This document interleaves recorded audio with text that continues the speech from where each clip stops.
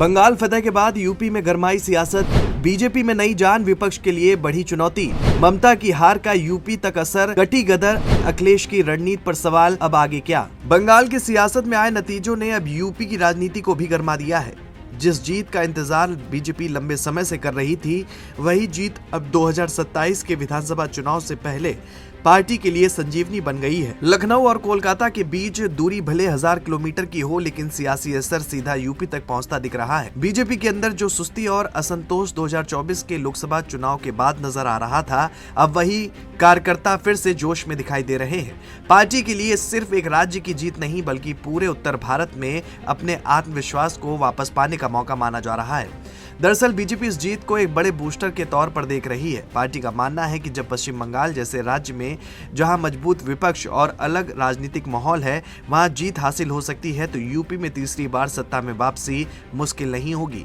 योगी आदित्यनाथ की छवि, कानून व्यवस्था और मजबूत नेतृत्व को बीजेपी अपनी सबसे बड़ी ताकत मान रही है, और यही वजह है कि अब पार्टी फिर से उसी नैरेटिव को तेज करने की तैयारी में है, जिसने पहले भी उसे बड़ी जीत दिलाई थी। कार्यकर्ताओं के बीच ये संदेश साफ दिया जा रहा है कि अब कोई ढील नहीं, बल्कि पूरी ताकत से मैदान में उतरना है। बंगाल के नतीजों ने एक और बड़ा संदेश दिया है, जो सीट वोट समीकरण से जुड़ा हुआ है। वहां 25 से 30% मुस्लिम वोट होने के बावजूद बीजेपी का प्रदर्शन मजबूत रहा। इसी को आधार बनाकर पार्टी अब यूपी में अपनी रणनीति और आक्रामक करने की सोच रही है। जहां मुस्लिम वोट प्रतिशत इससे कम है, बीजेपी इसे अपने राजनीतिक मॉडल की सफलता के रूप में पेश कर रही है और मान रही है कि अगर यही रणनीति जारी रही तो 2027 में भी जीत का रास्ता आसान हो सकता है। यही वजह है कि अब पार्टी के अंदर नई ऊर्जा और नई योजना पर तेजी से काम शुरू हो गया है। लेकिन दूसरी तरफ विपक्ष भी पूरी तरह शांत नहीं बैठा।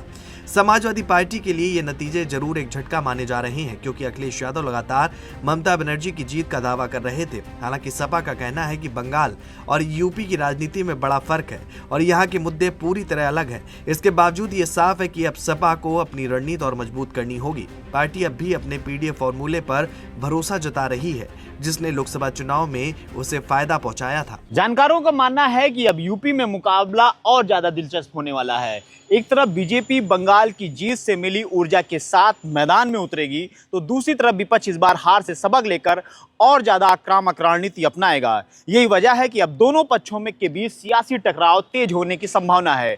2027 का चुनाव अभी भले ही दूर है, लेकिन उसकी आहट अभी से साफ सुनाई देने लगी है। अब असली सवाल यही है कि क्या ये असर 2027 तक बना रहेगा या फिर समय के साथ हालात बदल जाएंगे। ये देखने वाली बात होगी।